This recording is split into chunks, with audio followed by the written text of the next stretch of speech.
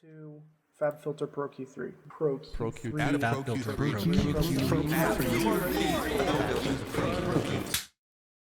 No, if you want to make Uptempo kicks or whatever, you do not need FabFilter Pro-Q3.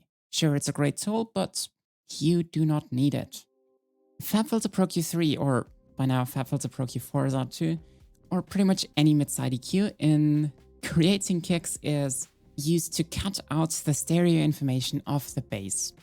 This is, in very technical terms, pretty much only here to prevent standing waves in stereo setups.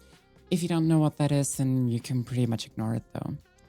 Now, the issue with Pro-Q3 or the entire FabFilter library is that it's a paid piece of software, and if your morals are high enough and you don't want to pay for it, then I guess pretty much every Uptempo tutorial tells you that you're basically screwed, but really, you aren't.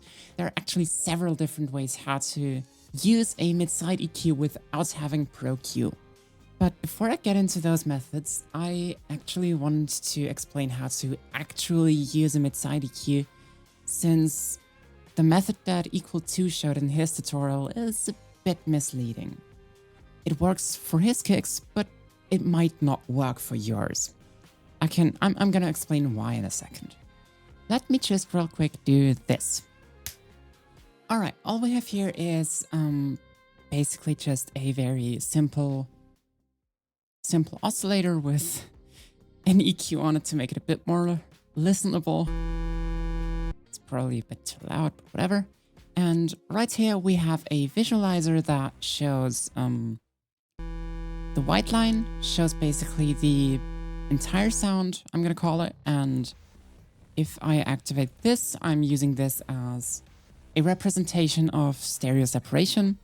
If I activate this, then you can see this green area right here that represents how much this part of the sound is stereo.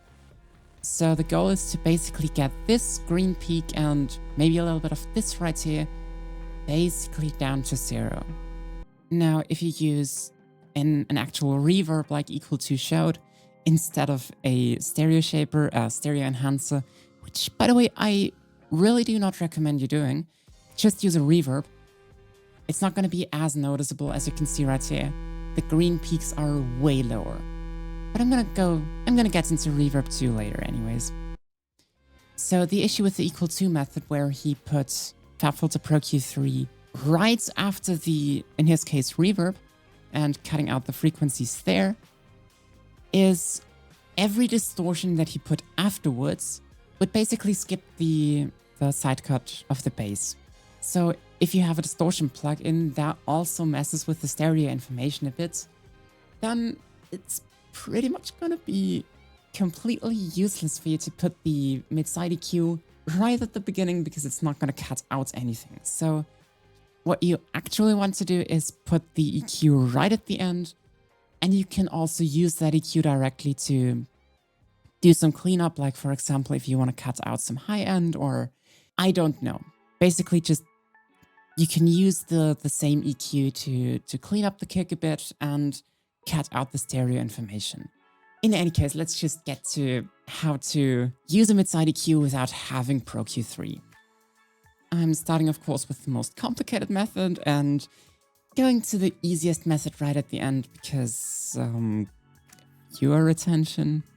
Yeah, anyways. So the first and probably most obvious method is just to download a VST that can do basically what you can do with FabFilter Pro-Q3. For example, TRD Nova. In here, you do have a lot of control. I'm just going to disable all of the regular EQ bands because we're not going to need it. What's important here is that you click stereo right here and turn that into differential.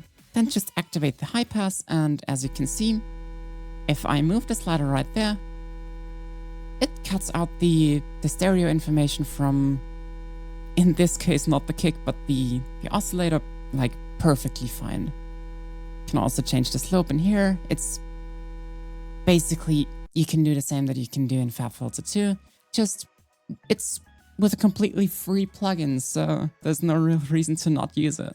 It's an amazing plugin. I can really recommend it, even though I don't use it because I have Pro-Q3.